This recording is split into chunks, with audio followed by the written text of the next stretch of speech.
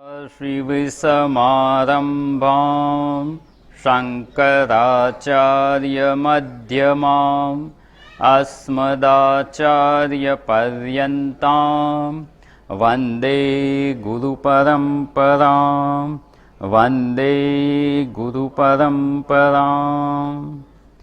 वासुदेवेन्द्रयोगीन्द्रं नत्वा ज्ञानप्रदं गुरुं मुमुक्षूणां हितार्थाय तत्त्वबोधोऽभिधीयते।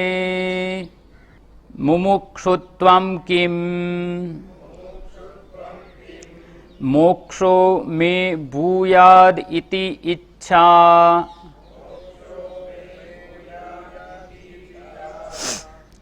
મોક્ષો મે ભૂયાદ ઇતિ ઈચ્છા, મારો મોક્ષ થાવ એવી ઈચ્છા થવી એને મુમુક્ષુત્વમ કહેવામાં આવે છે. જે અધિકારીત્વ માટે 4 સાધન કહેવામાં આવે છે એમાં આ ચોથું સાધન છે વિવેક, વૈરાગ્ય, ષટ્સંપત્તિ અને મુમુક્ષુત્વમ. તો છેલ્લા સાધનની વિચારણા આપણે કરી રહ્યા છીએ. એમાં આ મુમુક્ષુત્વમ એટલે શું? તો કે મારો મોક્ષ થાવ, મોક્ષની ઈચ્છા કે મુક્તિની ઈચ્છા એને મુમુક્ષુત્વમ કહેવામાં આવે છે. તો આ મુમુક્ષા કોને જાગે? તો કે ધર્મ, અર્થ અને કામ આ 3 પુરુષાર્થથી જે ઉપરામ થયા છે, આ 3ના જે ફળ છે એ ફળની મર્યાદા જેણે જાણી લીધી છે અને એવી પરિપક્વતા જેને પ્રાપ્ત થઈ છે એને જ મુમુક્ષા ઉત્પન્ન થાય, એ જ મોક્ષ માટેના અધિકારી બને છે. જ્યાં સુધી ધર્મ, અર્થ અને કામ પુરુષાર્થમાં સુખ બુદ્ધિ રહેલી છે કે આસક્તિ રહેલી છે કે એનું ફળ પ્રાપ્ત થાય છે, એ મને સુખી કરશે એવી ઈચ્છા હોય ત્યાં સુધી સાચી મુમુક્ષા ઉત્પન્ન થતી નથી.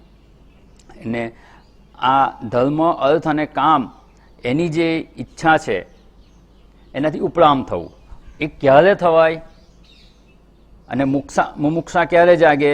એની છેલ્લે આપણે જે વિચારણા કરતા હતા કે આપણે બંધનમાં છીએ એવું સમજાય તો જ મુક્ત થવાની ઈચ્છા જાગે. અને એના આપણે વિવિધ દ્રષ્ટાંત લઈ અને એને સમજવાનો પ્રયત્ન કરતા હતા કે જો આ ધર્મ, અર્થ અને કામથી ઉપરામ થયા છે અને બંધનમાં છે એવું લાગે, બંધનમાંથી મુક્ત થવાનો બીજો કોઈ ઉપાય ન જણાય, ત્યારે સાચા અર્થમાં મુમુક્ષુ થઈ શકાય.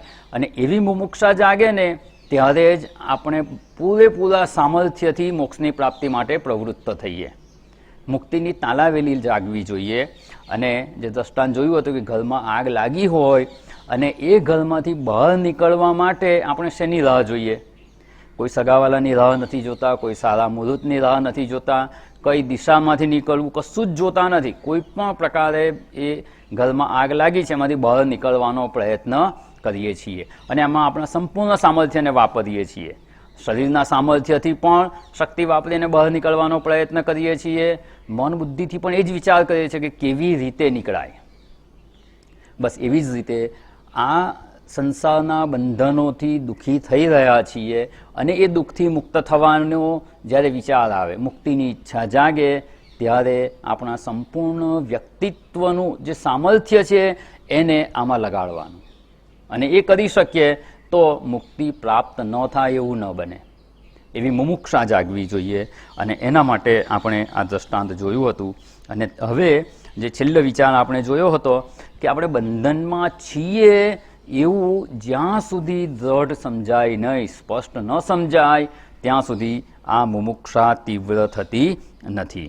એટલે અહીંયા થોડીક આપણે શાસ્ત્રનો આધાર લઈ અને વિચારવાનો પ્રયત્ન કરવાનો છે કે બંધનમાં છીએ એવું સ્પષ્ટ જણાવવું જોઈએ. રૂમમાં બંધ હોઈએ, 3 કલાકથી બંધ હોઈએ, પણ જ્યારે બહાર નીકળવાનો પ્રયત્ન કરીએ ત્યારે જ ખબર પડે ને તો એમાંથી મુક્ત થવાની ઈચ્છા જાગે. બાકી અંદર બેઠા બેઠા આપણે આપણું કામ કરતા હોઈએ, એ બંધનમાં છીએ એવું નથી જણાતું ત્યાં સુધી બહાર નીકળવાની કે મુક્ત થવાની ઈચ્છા જાગતી નથી. અને એ હવે આપણે થોડુંક વિશેષ વિચારણા કરવાની છે. જે સાધન પંચકનું આપણે જે 7મું સાધન છે એને જોવાનો પ્રયત્ન કર્યો હતો કે આત્મેચ્છા વ્યવસીયતામ, આત્મતત્વને જાણવાની ઈચ્છા કરો. પણ કોને જાગે? જે બંધનમાં છે એને જ, જેને અનાત્માના જે અનાત્માનું જે સુખ મળે છે એમાંથી ઉપરામ થયા છે. એને હવે અનાત્માની ઈચ્છા નથી થતી, કારણ કે સમજાઈ ગયું છે કે એનાથી જે કંઈ ફળ પ્રાપ્ત થાય છે ને એ બંધનયુક્ત જ છે. બંધનયુક્ત છે અર્થાત કે દુઃખી કરનારું જ છે, દુઃખથી મુક્તિ અપાવી શકે એમ નથી. એટલે અનાત્માની ઈચ્છા છોડી અને આત્મતત્વની ઈચ્છા કરવાની, બંને સાથે સાથે કરીએ તો એ કામ લાગે તેમ નથી. એટલે અનાત્માની ઈચ્છા છૂટી જવી જોઈએ, એમાં સુખ બુદ્ધિ છૂટી જવી જોઈએ. ભલે વસ્તુ પ્રાપ્ત થાય, એનો ઉપયોગ કરીએ, વ્યવહાર કરીએ, એની ના નથી, પણ એ મને સુખી કરશે એવી ઈચ્છા છૂટી જવી જોઈએ. એટલે અનાત્મ ઈચ્છા છૂટી જવી જોઈએ અને આત્મતત્વની ઈચ્છા કરવાની. તો અનાત્મા શું? તો કે શરીર, ઇન્દ્રિયો, મન, બુદ્ધિ અને જગતના પદાર્થો, આ બધું અનાત્મા છે. આમાંથી કોઈ વસ્તુ મને નિત્ય સુખી કરી શકે તેમ નથી. હવે જાજો કે આત્મેચ્છા વ્યવસીયતા, આત્મતત્વનો દ્રઢ નિશ્ચય કરો કે મારે આત્મતત્વની જ પ્રાપ્તિ કરવી છે, તો એ સિવાયની ઈચ્છા થશે કે નહીં? જ્યારે એવું કહ્યું કે આત્મતત્વને પ્રાપ્ત કરવાની ઈચ્છા કરો, તો ચલો એ ઈચ્છા તો કરીએ, પણ બીજી ઈચ્છા મનમાં ઉત્પન્ન થશે કે નહીં? તો કે બીજી ઈચ્છા તો ઉત્પન્ન થશે જ, કારણ કે પૂર્વ સંસ્કાર કે વાસના જે મનમાં છે ને એને લઈને ઈચ્છા ઉત્પન્ન થાય એમાં આપણું કોઈ સામર્થ્ય નથી. ઈચ્છા તો ઉત્પન્ન થશે જ. તો આપણું કર્તવ્ય ક્યાં આવે છે? આપણું કર્તૃત્વ શું છે? આપણે કરવાનું શું? શાસ્ત્રે કહ્યું આત્મેચ્છા જ કરો, પણ અનાત્માની ઈચ્છા તો ઉત્પન્ન થાય જ છે. તો શું કરવાનું? તો કે જ્યારે મનમાં ઈચ્છા ઉદ્ભવે ને, કોઈ પણ પ્રકારની ઈચ્છા, એમાં કોઈ એવું ના કહી શકે ના મારે તો આવી જ ઈચ્છા કરવી છે, આવી ઈચ્છા મારે કરવી જ નથી. તો કે એમાં આપણું સામર્થ્ય નથી. પૂર્વ સંસ્કાર અનુસાર કે વાસના છે એને અનુસાર ઈચ્છાઓ તો અનેક પ્રકારની ઉદ્ભવે જ છે. તો આપણે શું કરવાનું? તો કે જે અનાત્માની ઈચ્છા છે ને એ જ્યારે ઈચ્છા ઉદ્ભવે ને ત્યાં જ એને છોડી દેવાની. પેલું ખેતીનું કામ કરતા હોય ને, ખેતીનું કામ કરતાં કરતાં આપણે જે બી વાવેલા હોય, જે આપણે અનાજ ઉગાડવું છે કે ફળ ફૂલ ઉગાડવા છે, એ સિવાયનું બીજું કચરું ન ઉગે એવું આપણે ઈચ્છીએ છીએ. પણ શું એવું થાય છે ખરું? બીજું કચરું તો ઉગે જ છે, નિંદામણ તો થવાનું જ. તો આપણે કરવાનું શું? આપણે ઉગાડવા છે ફૂલના છોડ, પણ બીજું નિંદામણ ઉગે જ છે, એમાં આપણું સ્વાતંત્ર્ય નથી. એ જમીનમાં બીજ છે એટલે ઉગવાના જ. આપણે કરવાનું શું? એને ઉછેરવાના નહીં. ટૂંકમાં કહીએ, જે નિંદામણ છે ને એ ઉછેરવાના. એટલે શું કરવાનું? જેવો ફણગો ફૂટે થોડુંક થાય ને એટલે ઉપાડી લેવાનું. તો શું હાથથી આમ નીકળી જશે મૂળ સાથે તરત જ. પણ ધારો કે મોટું થવા દઈએ તો પેલા ફૂલના છોડ કરતાં એ વધારે ઊંચું થઈ જાય અને પછી કાઢવું અઘરું પડે. તો આપણે કરવાનું શું? ફૂલ છોડ ઉગાડવા છે, ખૂબ ઓછા પ્રયત્નથી જેવું નિંદામણ ઉગે ને એને કાઢતા રહીએ. બસ એવી જ રીતે એને થવા જ નહીં દેવાનું, એને ઉછેરવાનું નહીં. એ જ પ્રકારે અહીંયા પણ જો અનાત્મ વિષયક ઈચ્છા મનમાં ઉત્પન્ન થાય તો શું કરવાનું? જેવી ઈચ્છા ઉત્પન્ન થાય ત્યાં જ એને છોડી દેવાની. અહીંયા ઉછેરવી નહીં એટલે શું? એને એન્ટરટેન નહીં કરવાની, એના ઉપર વધારે વિચાર નહીં કરવાનો. એ વિચારને ત્યાં જ છોડી દેવાનો કે એ ઈચ્છાને ત્યાં જ છોડી દઈએ એટલે આપોઆપ એ ત્યાં નષ્ટ થઈ જાય.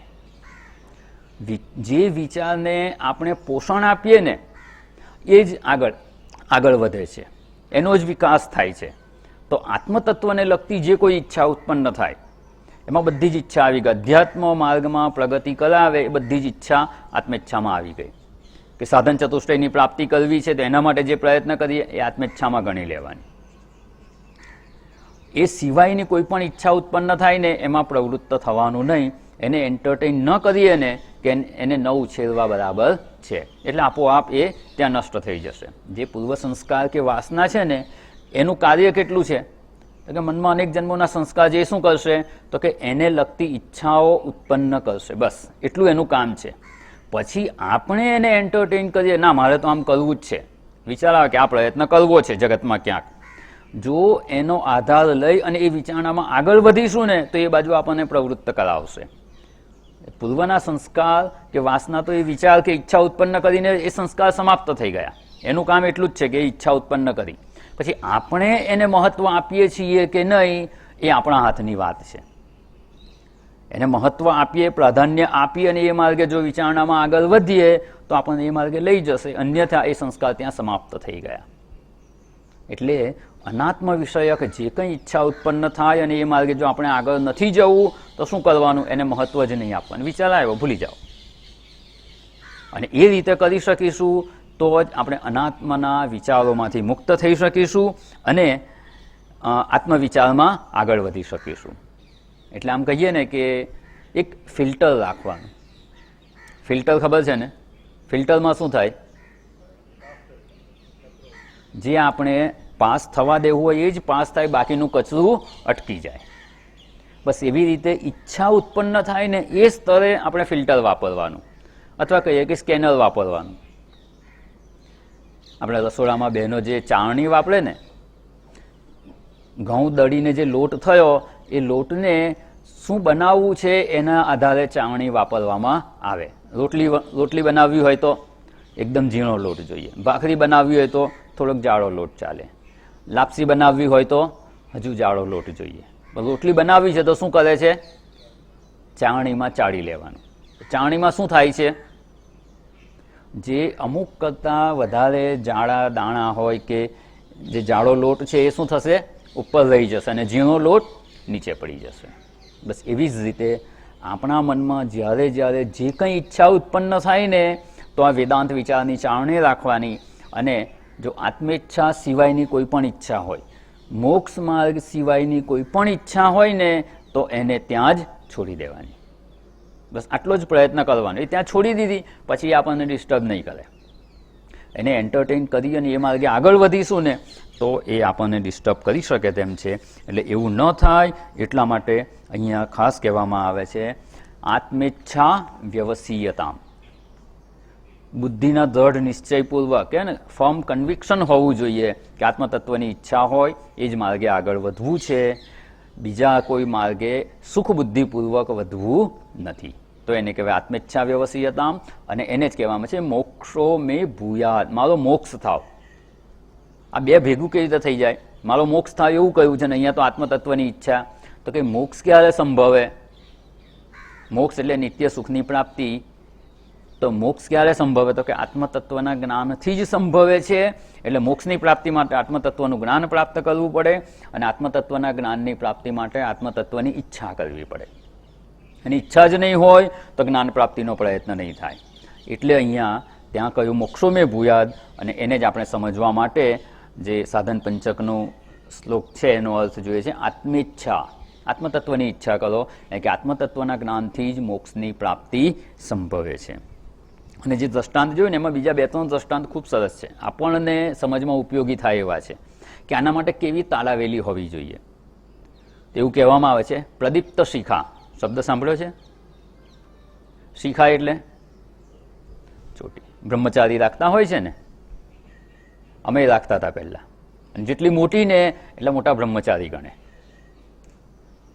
તો આ શિખા છે, શિખામાં ધારો કે આગ લાગી, સવારમાં બંબો સળગાવવાની ડ્યુટી હોય, બંબો સળગાવતા હોય ને કંઈક ઉડીને લાગી ગયું અને એ તો કોરા વાળ હોય.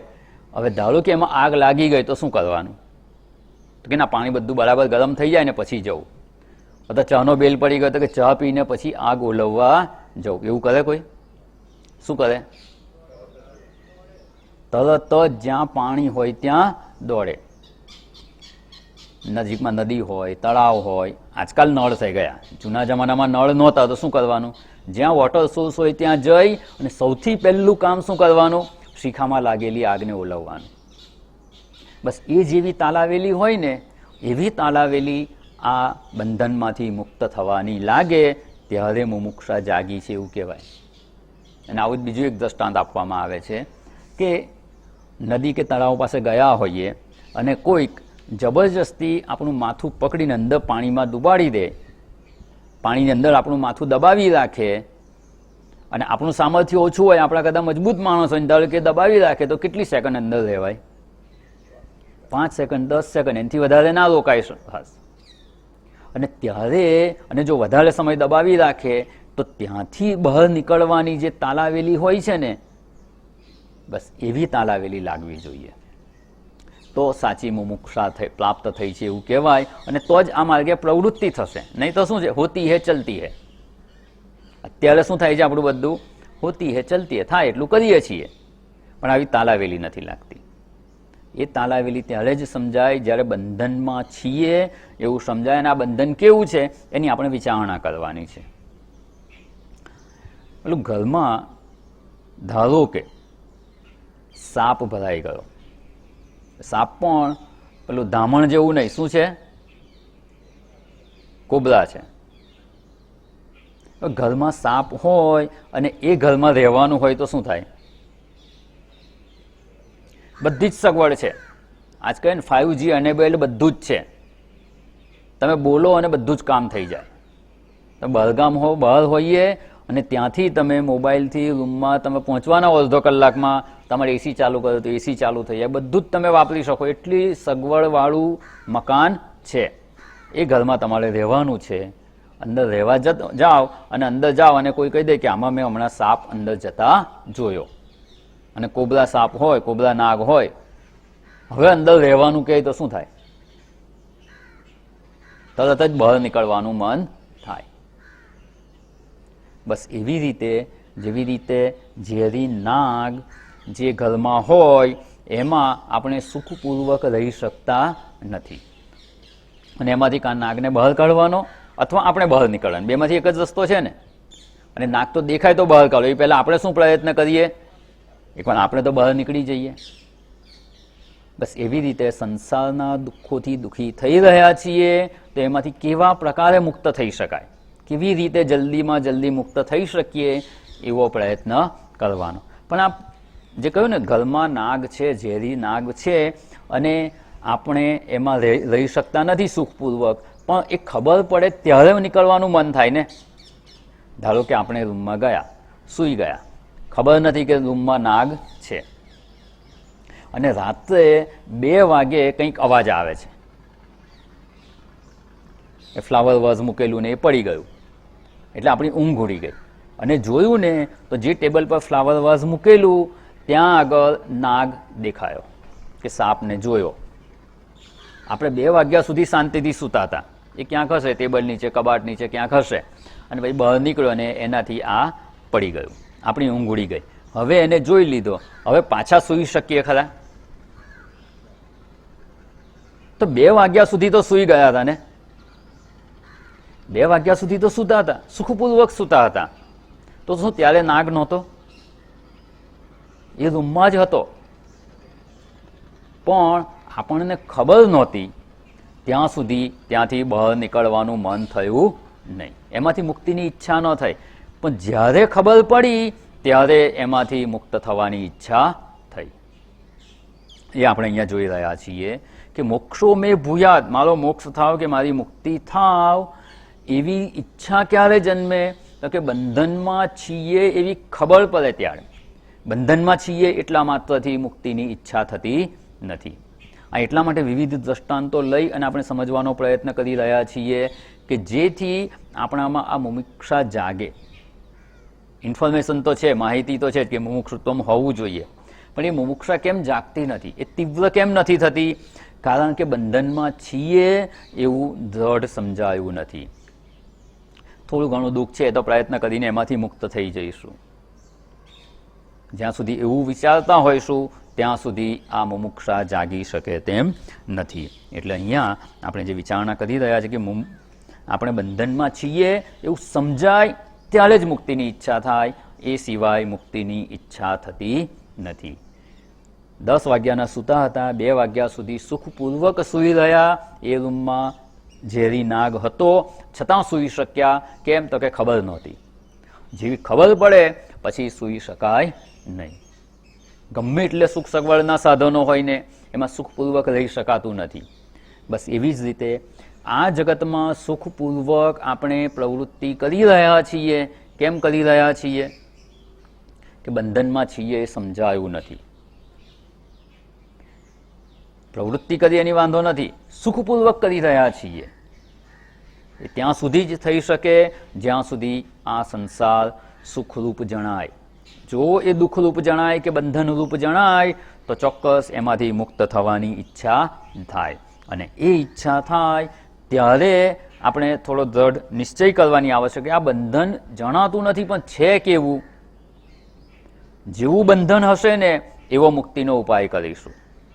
બંધનમાં છીએ એ તો આપણા અનુભવે સમજાઈ ગયું. ગઈકાલે જે વિસ્તારપૂર્વક વિચારણા જોઈ હતી કે આપણા અનુભવથી સમજવાનો પ્રયત્ન કરવાનો કે આપણે બંધનમાં છીએ, પરતંત્ર છીએ, સ્વતંત્ર રીતે આપણે આપણું જીવન જીવી શકતા નથી. સ્વતંત્ર રૂપે આપણે જેટલી ઈચ્છા થાય બધી ઈચ્છા પૂર્તિનો પ્રયત્ન કરી શકતા નથી. ઈચ્છીએ તેવું ફળ પ્રાપ્ત થતું નથી, ન ઈચ્છે તેવું કરવું પડે છે, ઈચ્છીએ તેવું કરી શકતા નથી. તો આ પરતંત્રતા એ જ બંધન છે.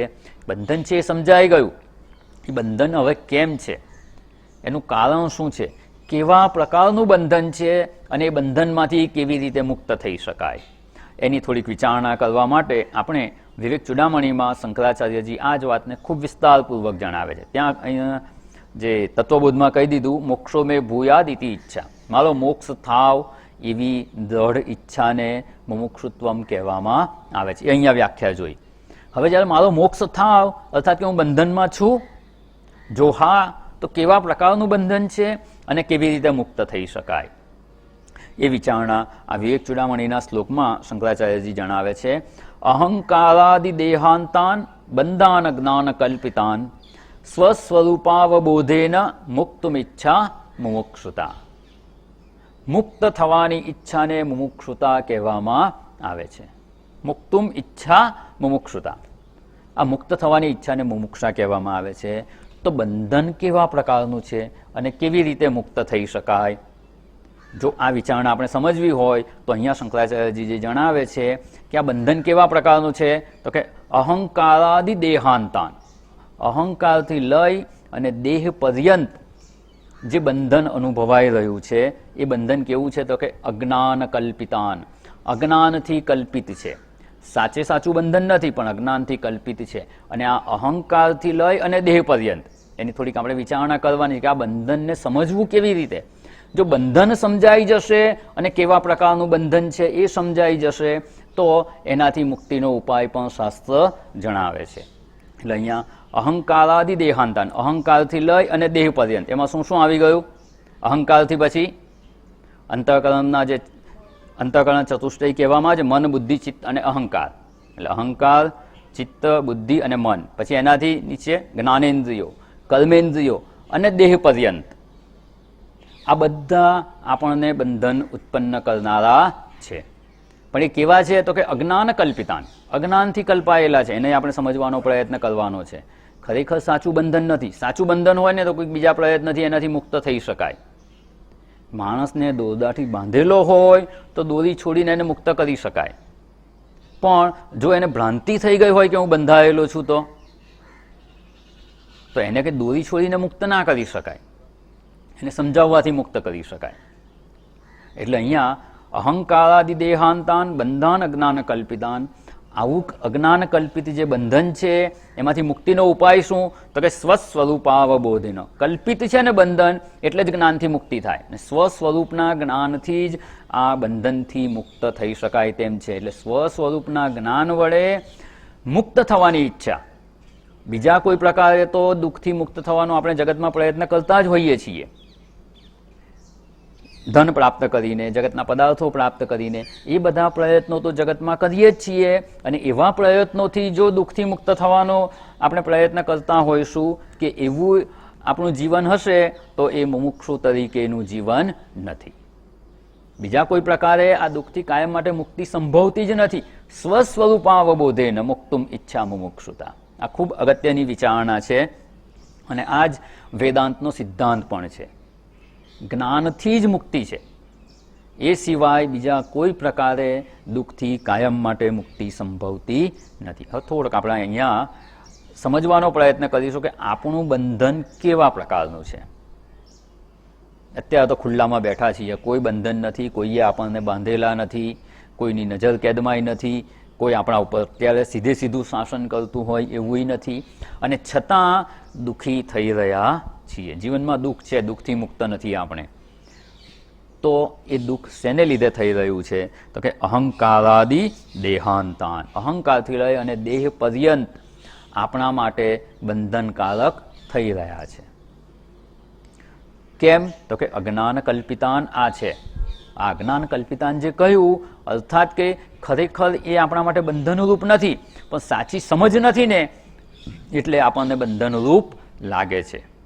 અને બંધનરૂપ છે તો મુક્તિનો ઉપાય અનિવાર્ય છે. તો અજ્ઞાન કલ્પિતાન કહ્યું એટલે શું? તો કે આ અહંકાર, પછી ચિત્ત, બુદ્ધિ, મન, એટલે મન, બુદ્ધિ, ચિત્ત, અહંકાર, જ્ઞાનેન્દ્રિયો, કર્મેન્દ્રિયો અને દેહ પર્યંત, આ જેટલી વસ્તુ છે ને એ બધાને આપણે અજ્ઞાનને લીધે હું માની લીધા છે. આ બંધન શેનું છે? અજ્ઞાન કલ્પિતાન, અજ્ઞાનથી કલ્પાયેલું છે. વાસ્તવમાં આપણે શરીર, ઇન્દ્રિયો, મન, બુદ્ધિ, ચિત્ત, અહંકાર નથી, છતાં પણ આપણે એને હું રૂપે સ્વીકારી લીધા છે. અને જ્યારે હું રૂપે એને સ્વીકારી લઈએ છીએ તો જ એ આપણા માટે દુઃખરૂપ થાય છે. જો આપણે શરીર, ઇન્દ્રિયો, મન, બુદ્ધિને હું રૂપે ન સ્વીકારીએ, હું એ નથી, હું એનાથી મુક્ત ચૈતન્ય સ્વરૂપ છું, એ સ્વસ્વરૂપનો અવબોધ થયો, આપણે પોતાનું સાચું સ્વરૂપ છે એનું જ્ઞાન પ્રાપ્ત થયું. અને એવું જ્ઞાન જો પ્રાપ્ત થયું તો શું થશે?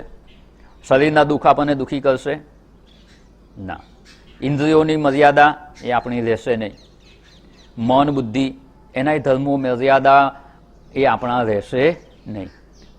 તો આ બધા જો આપણા નથી તો એના દુઃખોથી આપણે દુઃખી થઈશું નહીં. એ ભલે બંધનનો ભાવ અનુભવે, આપણે એનાથી જુદા છીએ એવું જો જ્ઞાન પ્રાપ્ત કરી લીધું, આ બધા દુઃખોથી અને બંધનથી આપણે મુક્ત થઈ શકીએ. એટલે સ્વસ્વરૂપાવબોધેન, આ સ્વસ્વરૂપના જ્ઞાનથી જ આનાથી મુક્ત થઈ શકાય એમ છે. એ સિવાય આના દુઃખોથી મુક્ત થઈ શકાય એમ જ નથી. બીજા કોઈ પ્રકારે ન થઈ શકાય, કારણ કે આ તો દુઃખી થવાના સ્વભાવવાળા જ છે અને એને હું માનીને જીવી રહ્યા છીએ. જેને હું માનીએ એનું સ્વરૂપ આપણું થઈ જાય. એટલે ગઈકાલે દ્રષ્ટાંત જોયું ને, પંખો ફરતો હોય અને ફરતા પંખાની પાંખ ઉપર માખી બેઠી છે, એ માખીને સ્થિર થવું હોય તો કયા પ્રયત્નથી સ્થિર થઈ શકે? જ્યાં સુધી ફરતા પંખાની પાંખ પર બેઠી છે ત્યાં સુધી એણે ફરવું જ પડે, કોઈ પ્રકારે એનાથી મુક્ત ના થઈ શકે. એને મુક્ત થવું હોય તો એક જ ઉપાય છે કે ફરતા પંખાની પાંખ પરથી ઉડી અને કોઈક સ્થિર વસ્તુ પર બેસવું પડે. બસ એવી રીતે આપણે પણ શરીર, ઇન્દ્રિયો, મન, બુદ્ધિ વગેરેને હું રૂપે માનીએ છીએ ત્યાં સુધી એની મર્યાદા આપણી મર્યાદા થઈ જ જશે. અત્યારે અહીંયા બેઠા હોઈએ, સવારે શિયાળામાં ખુલ્લામાં બેઠા છીએ, શરીર ખુલ્લામાં બેઠું છે અને શરીરને ઠંડી લાગે અને આપણે શરીરને હું માનીએ તો આપણને ઠંડી લાગે કે નહીં? પણ ધારો કે એવું માનીએ કે અહીંયા તો શરીર બેઠું છે, હું શરીરથી ભિન્ન છું, તો ઠંડી લાગે? તો શરીરની ઠંડી, ગરમી, એના દુઃખથી આપણે બચવું હોય તો શું કરવાનું? હું શરીર નથી એવું જ્ઞાન જ પ્રાપ્ત કરવું પડે, એ સિવાય કોઈ પ્રકારે ના બચી શકાય. એટલે શરીરની અવસ્થાઓને લીધે થનારા બંધન છે તે કેવી રીતે છે? અજ્ઞાનથી આપણે શરીરને હું માની લીધું. હવે શરીરને હું માની લીધું એટલે શરીરના બધા જ દુઃખો આપણા થઈ જશે. જન્મ એનું દુઃખ લાગશે, બાળપણની પરતંત્ર અવસ્થાનું દુઃખ એ આપણને લાગશે, એનાથી દુઃખી થવું જ પડશે. વૃદ્ધાવસ્થામાં શરીર વૃદ્ધ થયું, એ વૃદ્ધ શરીરને હું છું એવું માની લીધું તો વૃદ્ધાવસ્થાના દુઃખોથી આપણે બચી શકીએ તેમ નથી. એટલે શરીરની અવસ્થાઓના દુઃખ છે એ પણ આપણને લાગશે. શરીરની કોઈ પણ મર્યાદા હશે તો એ પણ આપણને દુઃખી કરશે. આ દુઃખ શેને લીધે છે? મૂળ વાક્ય યાદ રાખવાનું, અહંકારાદિ દેહાંતાન બંધાન અજ્ઞાન કલ્પિતાન. પોતાના સાચા સ્વરૂપનું જ્ઞાન નથી એટલે શરીરને હું માની લીધું છે. શરીરને હું માની અને જીવીએ છીએ તો શરીરના દુઃખોથી મુક્ત થઈ શકાય એમ નથી. કર્મેન્દ્રિયોને હું માનીએ આપણે, કર્મેન્દ્રિયોને હું માનીએ, ધારો કે પાદેન્દ્રિય છે, પગ એનું કામ છે ચાલવાનું, પાદેન્દ્રિયને હું માનીએ પણ ધારો કે પાદેન્દ્રિયની મર્યાદા આવી ગઈ, ઘૂંટણ દુખે છે, એની ચાલવાની ક્ષમતા રહી નથી, હવે તો આ પાદેન્દ્રિયની જે મર્યાદા છે અને એને હું માની લઈએ તો આપણે કેવા થઈ જઈશું? આપણે કહીશું મારાથી ચલાતું નથી. પહેલા દોડતો તો હવે મારાથી ચલાતું પણ નથી. હાથની હસ્તેન્દ્રિયની મર્યાદા, હાથથી જે આપણે ગ્રહણ કરીએ છીએ એ હાથનું કાર્ય છે, પણ ધારો કે હસ્તેન્દ્રિયની મર્યાદા આવી ગઈ, લખવાની અસર થઈ ગઈ અને આ વસ્તુ આમ પકડી શકાય એમ જ નથી, તો આ હસ્તેન્દ્રિયની મર્યાદા છે એને જો હું હાથ છે એવું માની લે તો આ મર્યાદા કોની થઈ ગઈ? મારાથી આ ગ્રહણ થતું નથી. એ તો બધી જ ઇન્દ્રિયોની વિચારણા કરી લેવાની. વાણી ઇન્દ્રિય એ પણ કર્મેન્દ્રિય છે. વાણી ઇન્દ્રિયનું કાર્ય છે બોલવું. ધારો કે સ્પષ્ટ બોલી શકાય કે ન બોલી શકાય, તો આ એનું સામર્થ્ય કે મર્યાદા એ વાણી ઇન્દ્રિયની છે. હું વાણી ઇન્દ્રિય છું તો એ મર્યાદાથી હું દુઃખી થઈશ, અને હું વાણી ઇન્દ્રિય નથી, હું એનાથી મુક્ત છું, તો એની ગમે એટલી મર્યાદા હશે એ મર્યાદા મને દુઃખી કરશે નહીં. એવી રીતે જ્ઞાનેન્દ્રિયો. એટલા માટે આમ વાક્ય તો સરળ છે કે આ બધું હું નથી, એ બધાને મેં ભ્રાંતિથી માની લીધું છે, અજ્ઞાન કલ્પિતાન છે, હું એ નથી એટલું કહી દઈએ એનાથી કંઈ એ જ્ઞાનમાં દૃઢતા નથી આવતી. આપણે આપણી રોજબરોજની પ્રવૃત્તિ કરતા હોઈએ ત્યારે પણ એ હું નથી એ વિચારમાં સ્થિત થવાનો પ્રયત્ન કરવાનો. એનાથી મુક્ત છું એ વિચારમાં જો સ્થિત થવું હોય તો એને વિસ્તારપૂર્વક વિચારણા કરવી આવશ્યક છે. અહીંયા થોડીક વિચારણા કરીશું. એ સિવાયના જેટલાય પ્રસંગો આવા બનતા હોય ને દિવસ દરમિયાન, ક્યાંક કોઈક વસ્તુનું સામર્થ્ય હોય અથવા એની મર્યાદા હોય, જેવી એ વસ્તુ સામે આવે ને ત્યારે આ વિચારને યાદ કરવાનો કે ભલે આ સામર્થ્ય છે તો એ ઇન્દ્રિયનું છે, એ મારું નથી. મર્યાદા છે તો એ પણ આ ઇન્દ્રિયની છે, મારી નથી. એટલે શરીર, ઇન્દ્રિયો, મન, બુદ્ધિ એની મર્યાદા હોઈ શકે, મારી એ મર્યાદા નથી. એને હું મારી માનું એ અજ્ઞાન કલ્પિતાન છે, અને એ અજ્ઞાન કલ્પિત છે એવું સમજાઈ જાય ને તો જ જ્ઞાન પ્રાપ્તિનો પ્રયત્ન થશે. જો દુઃખ બીજા કોઈ કારણથી છે તો એ કારણને દૂર કરવાનો પ્રયત્ન કરીશું.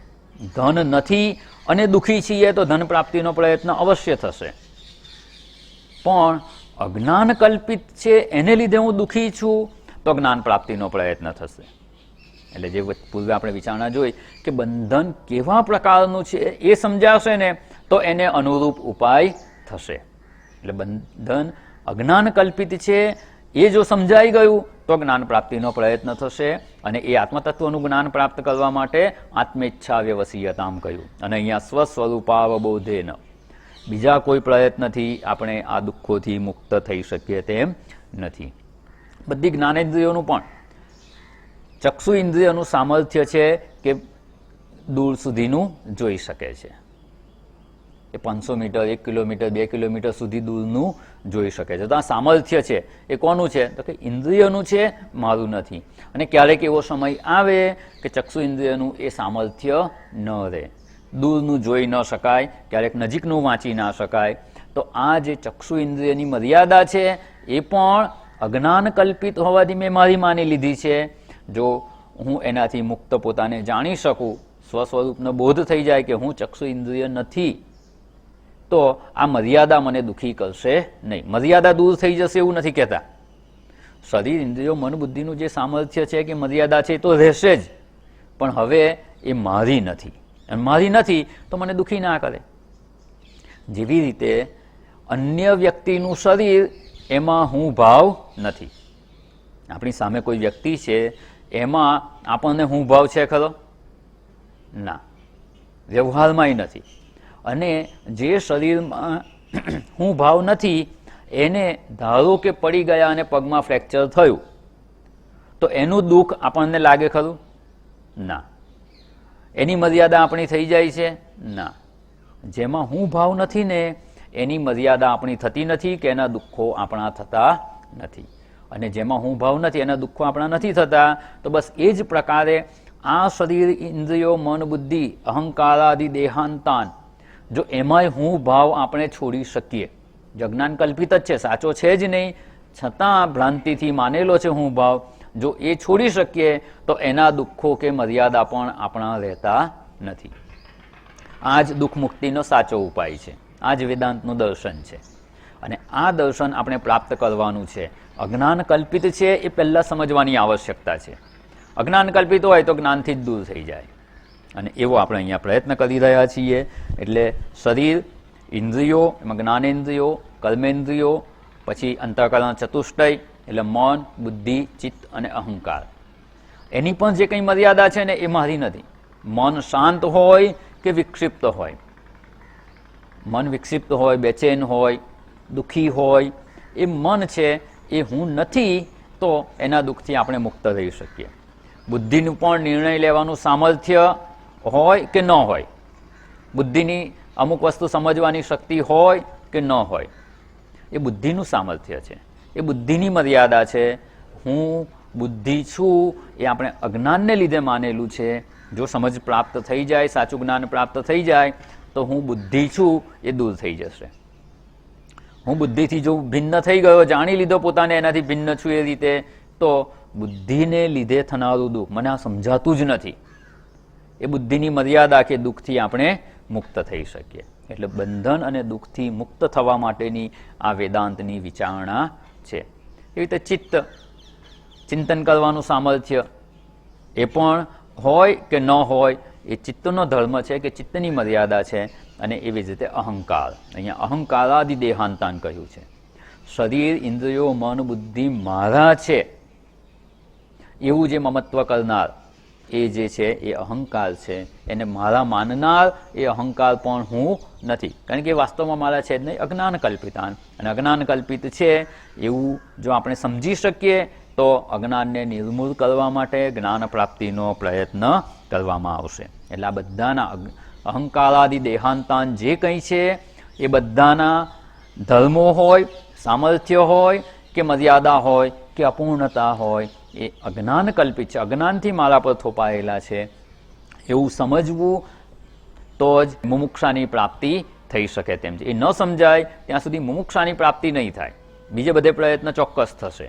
એટલે અહીંયા અહંકારાદિ દેહાંતાન બંધાન અજ્ઞાન કલ્પિતાન, આવા અજ્ઞાન કલ્પિત જે બંધન છે એનાથી મુક્ત થવાનો આપણે પ્રયત્ન કરવાનો છે.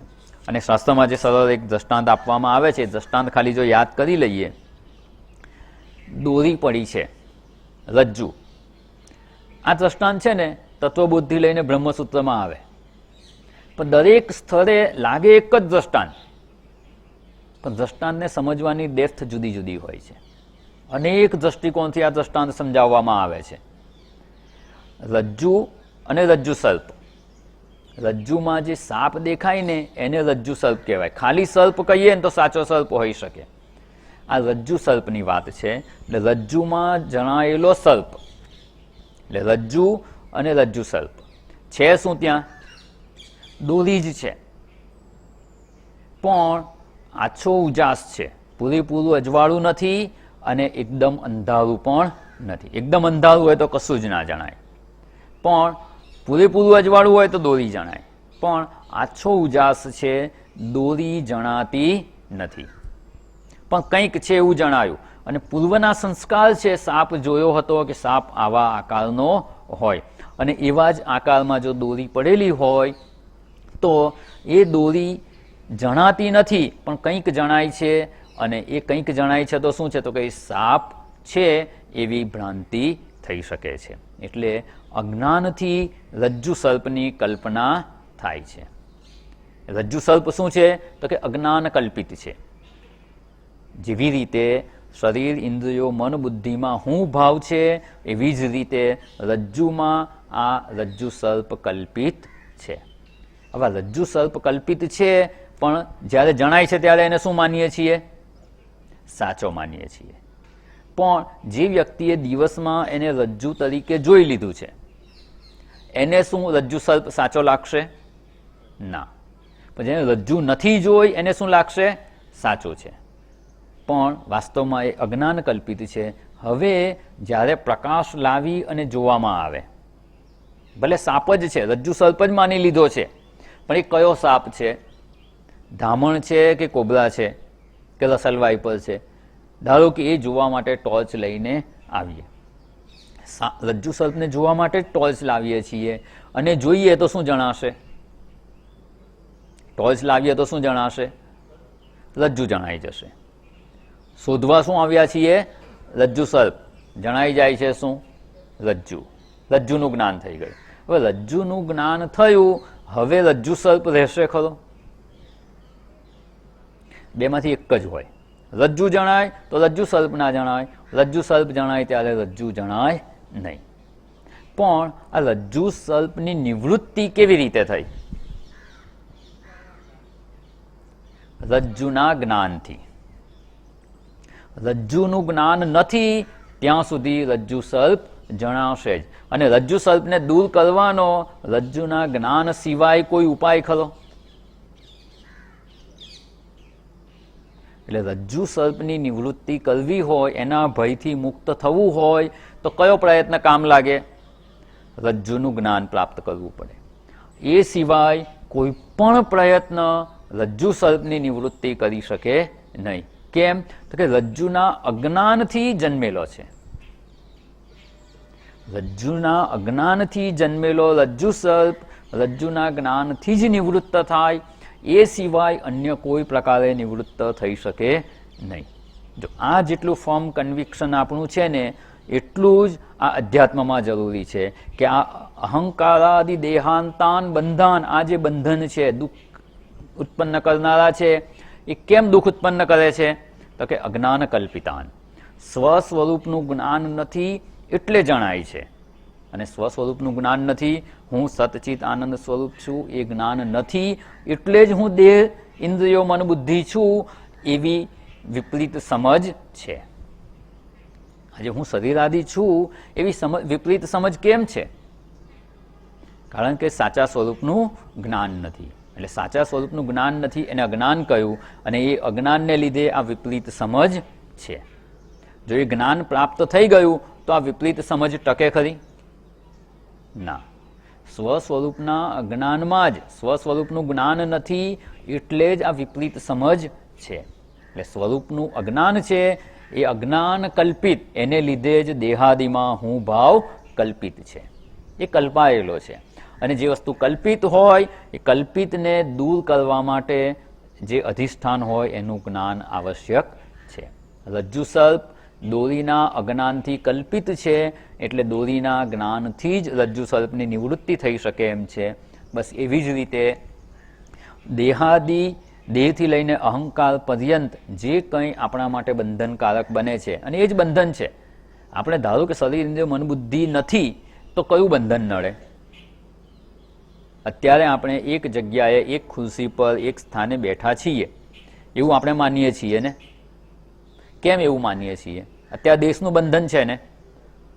આપણે અહીંયા બેઠા છીએ, આપણે ભરૂચમાં છીએ? ના, બીજે ક્યાંય નથી, માત્ર એક જ જગ્યાએ છે. એ દેશનું બંધન છે. એક દેશમાં આપણે બંધાઈ ગયા. એક દેશ એટલે એક સ્થળ. અમુક સ્થળ કે આટલી જગ્યામાં આપણે બંધાયેલા છીએ, એ સિવાય આપણે નથી. એ દેશનું બંધન થયું. આ દેશનું બંધન જો પોતાને શરીર માનીએ તો જ છે. પોતાને શરીર ન માનીએ તો દેશનું બંધન નથી. દેશના બંધનથી મુક્ત થઈ ગયા. કાળનું બંધન છે. હું આ શરીર છું તો અમુક જન્મદિવસ જે આપણે ઉજવીએ છીએ, જે આપણી જન્મ તારીખ છે, ત્યારથી લઈ અને મૃત્યુતિથિ પર્યંત આપણે છીએ. એ પહેલાં આપણે નહોતા, પછી પણ નથી રહેવાના એવું માનીએ છીએ. એ કાળનું બંધન થઈ ગયું. એટલે દેશકાળનું બંધન છે, અને બીજા બધા જ બંધન જ્યાં સુધી આપણે પોતાને અજ્ઞાનને લીધે કલ્પાયેલા આ શરીર, ઇન્દ્રિયો, મન, બુદ્ધિ રૂપે માનીએ છીએ, ત્યાં સુધી આ બંધન છે. એટલે બંધન અજ્ઞાન કલ્પિતાન એ દૂર કેવી રીતે થાય, એમાંથી મુક્ત કેવી રીતે થવાય? તો અહીંયા જણાવી દીધું. સ્વસ્વરૂપાવબોધેન, સ્વસ્વરૂપના જ્ઞાનથી જ મુક્ત થઈ શકાય. અને સ્વસ્વરૂપનું જ્ઞાન પ્રાપ્ત કરવાની ઈચ્છા જાગે ને, ત્યારે જ સાચી મુમુક્ષા ઉત્પન્ન થઈ કહેવાય. એટલે મુક્તુમ ઈચ્છા મુમુક્ષા અથવા મોક્ષો મેં ભૂયાદિતિ ઈચ્છા મુમુક્ષા કહેવામાં આવ્યું. અને આત્મેચ્છા વ્યવસીયતા, એ મુક્ત થવાની ઈચ્છા ક્યારે પૂરી થાય? તો કે આત્મ સ્વરૂપનું જ્ઞાન પ્રાપ્ત થાય ત્યારે. જ્યાં સુધી આત્મ સ્વરૂપનું જ્ઞાન પ્રાપ્ત ન થાય ત્યાં સુધી મુક્તિ સંભવતી નથી. રજ્જુનું જ્ઞાન ન થાય ત્યાં સુધી રજ્જુ સર્પની નિવૃત્તિ સંભવતી નથી. બસ આ દ્રષ્ટાંત અહીંયા ખૂબ ઉપયોગી છે, એટલે એને આપણે યાદ કરીએ છીએ. અને આ મુમુક્ષા કે મોક્ષેચ્છા છે ને, જ્યાં સુધી આત્મ સ્વરૂપના જ્ઞાનમાં નિષ્ઠા પ્રાપ્ત ન થાય ત્યાં સુધી ટકાવી રાખવાની. ઘણી વાર શું, થોડીક વાર મુમુક્ષા જાગે ખરી, મુમુક્ષા વિચાર કરીએ ને ત્યારે મુમુક્ષા જાગે, થોડોક પ્રયત્ન થાય, પછી એમાં શિથિલતા આવી જાય, મુમુક્ષા ઢીલી પડી જાય તો પણ એ આપણને લક્ષ્યની પ્રાપ્તિ કરાવી શકે તેમ નથી.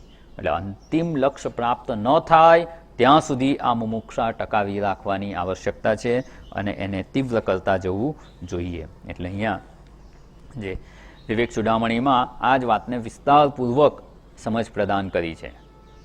મુમુક્ષા કોને કહેવાય, મુમુક્ષા કેવી રીતે જાગે, બંધન કેવા પ્રકારનું છે એની વિચારણા કરી અને બંધનથી મુક્ત કેવી રીતે થઈ શકાય એ અહીંયા સમજાવી દીધું. અને ત્યારબાદ આ જ વાતને થોડીક અપરોક્ષાનુભૂતિમાં પણ જણાવી છે. સંસાર બંધ નિર્મુક્તિ કથમ મે સ્યાત કદા વિભો ઇતિ યા શુદ્ધદા બુદ્ધિ વક્તવ્યા સા મુમુક્ષુતા. સંસાર બંધન નિર્મુક્તિ કથમ મે સ્યાત, હે વિભો, હે પ્રભુ, સંસાર બંધથી મારી મુક્તિ કથમ સ્યાત અને કદા સ્યાત, ક્યારે થાય અને કેવી રીતે થાય એનો જે વિચાર કરવો. ઇતિ યા શુદ્ધદા બુદ્ધિ, એવો દ્રઢ વિચાર કરવો. બસ એક જ વિચારને પકડી રાખો કે કેવી રીતે હું આ સંસારમાંથી મુક્ત થઈ શકું, સંસારના બંધનમાંથી, હું સંસારના દુઃખોથી કેવી રીતે અને કેવા પ્રકારે હું મુક્ત થઈ શકું. બસ આ જ વિચાર મનમાં જો ઘોડાયા કરતો હોય અને એના માટે તાલાવેલી જાગે તો એને મુમુક્ષુતા કહેવામાં આવે છે. ખાલી થોડીક વાર 5-10 મિનિટ બેસીએ ધ્યાન કરવા, નિધિધ્યાસન કરવા, કે ચોપડી લઈને બેઠા હોય ત્યારે થોડોક વિચાર કરી લઈએ અને આખો દિવસ એ તરફ ધ્યાન જ ના જાય તો એને મુમુક્ષુતા કહેવાય નહીં. અને આવી દ્રઢ બુદ્ધિ, સ્પષ્ટ કહ્યું, સુદ્રઢા બુદ્ધિ, દ્રઢની આગળ પાછું શું લગાવી દીધું, વિશેષ એના પર ભાર મૂકવા માટે. સુદ્રઢા બુદ્ધિ, એવો દ્રઢ વિચાર હોય, બુદ્ધિ અર્થાત કે વિચાર, એવી વિચારણા સતત રહેતી હોય ને તો એને અહીંયા મુમુક્ષુતા કહેવામાં આવે છે. કે જગતમાં ક્યાંય પ્રયત્ન કરવાથી હું મુક્ત થઈ શકું તેમ નથી. કોઈ પણ અનાત્માના વિચાર કે એની પ્રાપ્તિથી હું સંસાર બંધનના દુઃખોથી મુક્ત થઈ શકું એમ નથી. એવો દ્રઢ વિચાર કરે તો જ આ મુમુક્ષુતાની પ્રાપ્તિ થઈ શકે છે. એટલે મોક્ષની તીવ્ર ઈચ્છા એને મુમુક્ષુતા કહેવામાં આવે છે. અને આ મોક્ષ જે પ્રયોજન છે આપણું, મારી મુક્તિ થાવ એવી જે ઈચ્છા છે, એટલે મોક્ષ મુક્તિને આ કહીએ ને તો અમુક લોકોને એલર્જી હોય છે. પણ એ મોક્ષ એટલે શું એની આપણે બહુ પ્રારંભમાં વિચારણા કરી ગયા હતા. એની સાથે 5 પ્રયોજન જોડાયેલા છે. જે કહીએ ને કે એનાથી થશે શું, તો કે જિજ્ઞાસાની વૃત્તિ. જ્યારે આત્મતત્વની જ પ્રાપ્તિ કરવી છે એવી ઈચ્છા થશે ત્યારે જગતમાં બીજી કોઈ ઈચ્છા રહેશે ખરી? તો કે ના, જિજ્ઞાસાની જ નિવૃત્તિ થઈ જશે. અત્યારે શું છે કે મારે આ જાણવું છે, આ જાણવું છે, આ કેવું છે, આ કેવું છે એમ જાણવું છે, તો અન્ય જે જિજ્ઞાસા છે ને એ બધાની નિવૃત્તિ થઈ જશે. એમાં જીવ, જગત અને ઈશ્વર ત્રણ વિષયક જિજ્ઞાસાની નિવૃત્તિ થઈ જાય. બીજું શું થશે તો કે આનંદની પ્રાપ્તિ થશે. કેમ? તો કે હવે સ્થૂળ આનંદની પ્રાપ્તિની ઈચ્છા નથી. સ્થૂળ એટલે જગતના પદાર્થોમાંથી આનંદ પ્રાપ્ત થાય તે. સૂક્ષ્મ આનંદ એટલે મનનો આનંદ, કોઈ આપણને સારું સારું કહે અને આપણને ખુશી થાય, તો એની પણ હવે ઈચ્છા નથી. કારણ કે મન જ હું નથી તો એની મર્યાદા કે એનું સુખ એ આપણું હોઈ શકે નહીં. પછી એનાથી સૂક્ષ્મતર આનંદ, બુદ્ધિનું સુખ, તો કે એની ઈચ્છા નથી. તો સૂક્ષ્મતમ જે આત્મસુખ છે ને એની પ્રાપ્તિ થઈ જશે. એને જ અહીંયા આનંદ પ્રાપ્તિ કહેવામાં આવે છે. કાર્પણ્યની વૃત્તિ, કોઈ કૃપણતા રહેતી નથી. શરીર, ઇન્દ્રિયો, મન, બુદ્ધિની મર્યાદા છે, એ મર્યાદા મારી નથી, તો એને લીધે થનારી જે કૃપણતા છે એ પણ નથી. આઘાતની વૃત્તિ, જગતમાં જે કંઈ ઘટનાઓ ઘટે અને એનો આઘાત લાગે. આમ કે ને આપણા વ્યક્તિત્વના 2 પાસા છે, એક કર્તા છે અને એક ભોગતા છે. કર્તા છે એ કર્મો કરે છે અને ભોગતા છે તે ફળ ભોગવે છે. તો જ્યારે કર્મોના ફળ ભોગવીએ ત્યારે જો દુઃખદાયક ફળ હોય કે વિપરીત ફળ પ્રાપ્ત થાય ને ત્યારે ભોગતાને આઘાત લાગતો હોય છે. પણ આ ભોગતા જ હું નથી, અથવા જે શરીર, ઇન્દ્રિયો, મનોબુદ્ધિ આ ફળ ભોગવી રહ્યા છે એ હું નથી, તો જગતમાં ગમે તેવી દુઃખદ પરિસ્થિતિ હશે ને તો આઘાતથી આપણે બચી શકીશું. અને એટલે જ આ જ્ઞાન જે છે ને આત્મતત્વનું જ્ઞાન, એને નૌકા સાથે સરખાવવામાં આવે છે. નૌકામાં બેઠા હોઈએ ને તો નદી કે દરિયાના જે મોજા હોય ને એ મોજાના ધક્કા નાવ સહન કરી લે છે, આપણને એ ધક્કા લાગતા નથી. એટલે જગતના કોઈ પણ પ્રકારના આઘાત આપણને વિચલિત કરી શકે નહીં, જો આ જ્ઞાન હશે તો. એટલે બધા જ પ્રકારના આઘાતથી નિવૃત્તિ થઈ જાય. જો પૂર્ણ જ્ઞાન પ્રાપ્ત થઈ ગયું, આત્મ સ્વરૂપમાં નિષ્ઠા પ્રાપ્ત થઈ ગઈ, તો બધા આઘાતથી મુક્ત થઈ જઈએ. અને એ માર્ગે પ્રગતિ કરતા હોઈશું ને તો થોડા થોડા આઘાત તો ઓછા થઈ જ જશે. જે એકદમ અજ્ઞાન અવસ્થામાં જગતના આઘાતથી દુઃખી થતા હતા એવા દુઃખી થઈશું નહીં. એટલે આઘાત નિવૃત્તિ અને દક્ષતા પ્રાપ્તિ, જે કંઈ આપણું કર્તવ્ય કર્મ હશે ને પૂરી દક્ષતાથી કરી શકીશું. આપણા કર્તવ્યમાં ચ્યુતિ કેમ થાય છે, કર્તવ્ય કેમ સારી રીતે થતું નથી, તો કંઈક ને કંઈક આપણે કોઈક પ્રકારે દુઃખી હોઈએ ને ત્યારે આપણું કર્તવ્ય સારી રીતે થતું નથી. વિદ્યાર્થી પરીક્ષામાં ધારો કે કંઈક ઘરે દુઃખદાયક પ્રસંગ બની ગયો હોય તો પરીક્ષામાં સારી રીતે રિઝલ્ટ એનું ન આવે, સારી રીતે પરફોર્મ ના કરી શકે. પણ સ્વસ્થ હોય તો કોઈક માનસિક દુઃખ હોય કે બીજી કોઈક પ્રકારે જો ડિસ્ટર્બ હોઈએ ને તો આપણે આપણા કર્તવ્યો સારી રીતે કરી શકતા નથી. અરે ઘરે કંઈક એવો પ્રસંગ બની ગયો હોય અને વિક્ષિપ્ત હોઈએ ને તો સત્સંગમાંય મન નથી લાગતું. એટલે કર્તા તરીકે આપણે આપણું કર્તવ્ય અથવા જે કરવું છે સારામાં સારી રીતે ક્યારે કરી શકાય, જ્યારે ભોગતા આઘાતથી મુક્ત હોય. આપણી અંદર જ છે બંને, પણ જ્યારે કોઈ પણ પરિસ્થિતિ પ્રાપ્ત થાય ત્યારે જો આપણે વિક્ષિપ્ત ન થઈએ, આઘાતથી મુક્ત રહી શકીએ એવો ભોગતા હોય તો કરતા પણ પોતાનું કર્મ સારી રીતે કરી શકે. એટલે દક્ષતા પ્રાપ્તિ. અને આ બધું આપણે ઈચ્છીએ જ છીએ અને એને જ મોક્ષ કહેવામાં આવે છે. આ બધું પૂર્ણપણે પ્રાપ્ત થઈ જાય તો મોક્ષ કહેવાય. એટલે મોક્ષની પ્રાપ્તિના પ્રયત્નમાં આપણે આગળ વધતા હોઈશું ને તો આ પ્રયોજનો પણ સિદ્ધ થતા રહે છે. એટલે અહીંયા આવી મુમુક્ષા આપણને પ્રાપ્ત થાય એના માટે આપણે પ્રયત્ન કરવાનો છે. એના માટે આપણે વિસ્તારપૂર્વક વિચારણા જોઈ કેવા પ્રકારનું બંધન છે, એ બંધન આપણે કેવી રીતે દૂર કરી શકીએ, એ દૂર કરવા માટેના ઉપાય શું છે, બંધન છે એ આપણને સમજાવવું જોઈએ.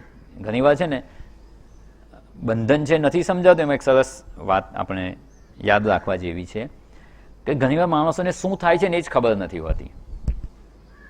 ઘણીવાર કલાકોથી કામ કરવા બેઠા હોય પછી અનઇઝીનેસ લાગે, શું છે ખબર નહીં, એટલામાં કોઈ આવીને કે લો પાણી પીઓ, અને પાણી પીએ ને તો બહુ રાહત થાય. હા, કેમ ડિસ્ટર્બ હતા ખબર નથી, પણ પાણી પીધું તો રાહત થઈ. એનો અર્થ શું?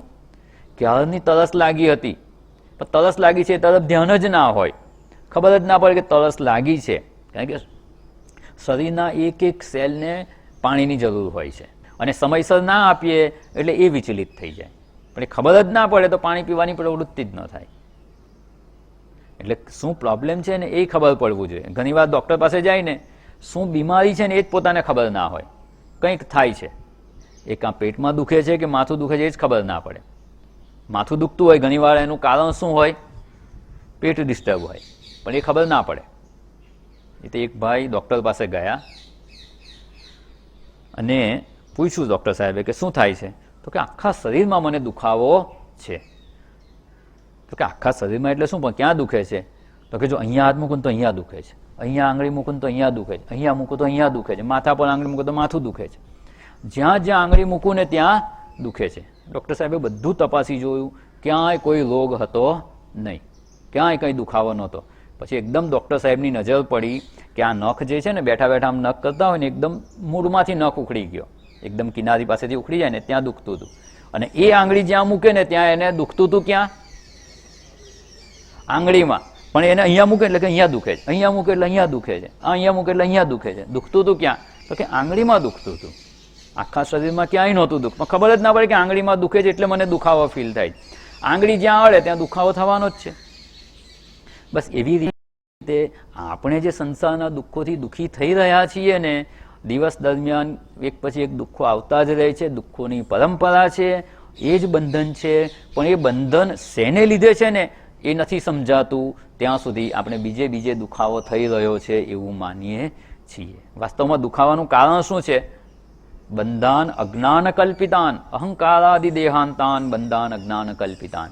એ અજ્ઞાન કલ્પિત બંધન છે એવો નિશ્ચય થવો જરૂરી છે. અને એ નિશ્ચય થશે તો જેનું અજ્ઞાન છે એનું જ્ઞાન પ્રાપ્ત કરવાનું. એક જ પ્રયત્ન બાકી રહે છે. કેટલું કરવાનું છે? અત્યાર સુધી આપણે ધર્મ, અર્થ અને કામ 3 પુરુષાર્થ કરી જોયા. અને ચોથો હવે કયો બાકી રહે છે? એટલે આમ 100%માંથી કેટલા 75% તો પ્રયત્ન કરી લીધો. હવે કેટલું બાકી છે? આપણે ખાલી 25% જ બાકી છે, અને એમાંય થોડું ઘણું તો કરેલું છે. એટલે થોડીક જ વાર છે આપણે મુક્ત થવા. કેટલી? દેહાદીમાંથી અહંભાવ છોડી દેવાનો અને આત્મ સ્વરૂપનું જ્ઞાન પ્રાપ્ત કરવાનું, બસ આટલો જ પ્રયત્ન કરવાની આવશ્યકતા છે. પણ એ ક્યારે થાય? આ બંધન અજ્ઞાન કલ્પિત છે એ સમજાય તો આ માર્ગે પ્રવૃત્તિ થાય, નહીં તો એ માર્ગે આગળ વધાતું નથી. એટલે એવો નિશ્ચય કરવાની ખૂબ અનિવાર્યતા છે. અને એટલે આપણે અહીંયા નિશ્ચયપૂર્વક આપણે આમાં દ્રઢતા પ્રાપ્ત કરી શકીએ, આગળ વધી શકીએ, એના માટે આપણે વિચારણા જોઈ. અને આવું મુમુક્ષુત્વમ આપણને પ્રાપ્ત થાય એવી આપણે ઈશ્વરને પ્રાર્થના કરીએ. અને અહીંયા આપણે જે સાધન ચતુષ્ટયની જે વિચારણા હતી, અધિકારી કોણ? તો કે સાધન ચતુષ્ટય સંપન્ન હોય એને અધિકારી કહેવાય. સાધન ચતુષ્ટય આપણને કેવી રીતે પ્રાપ્ત થાય, 4 સાધન કેવી રીતે પ્રાપ્ત થાય, એની આપણે ખૂબ વિસ્તારપૂર્વક વિચારણા જોઈ છે. માહિતી તો હતી જ, એ આપણે કેવી રીતે આત્મસાત કરી શકીએ, આપણા જીવનમાં કેવી રીતે એને ઉતારી શકીએ. અને આ અધિકારીત્વ પ્રાપ્ત થઈ ગયું હશે તો આત્મતત્વનું જ્ઞાન તો ખૂબ સરળતાથી પ્રાપ્ત થઈ શકે એમ છે. અને એ જ્ઞાન પ્રાપ્ત થઈ ગયું તો અજ્ઞાન નિવૃત્તિ પણ છે જ. અજ્ઞાન કલ્પિત જે બંધન છે એની નિવૃત્તિ થઈ જશે અને આત્મસુખની પ્રાપ્તિ થઈ શકે તેમ છે. એટલે આપણે એની સમજ પ્રાપ્ત કરવાનો પ્રયત્ન કર્યો. વિશેષ વિચારણા આપણે પુનઃ મળીશું ત્યારે કરીશું. ઓમ પૂર્ણમદ પૂર્ણમિદં પૂર્ણાત પૂર્ણમુદચ્યતે પૂર્ણસ્ય પૂર્ણમાદાય પૂર્ણમેવાવશિષ્યતે. ઓમ શાંતિ શાંતિ શાંતિ. હરિ ઓમ. શ્રી ગુરુભ્યો નમઃ. હરિ ઓમ.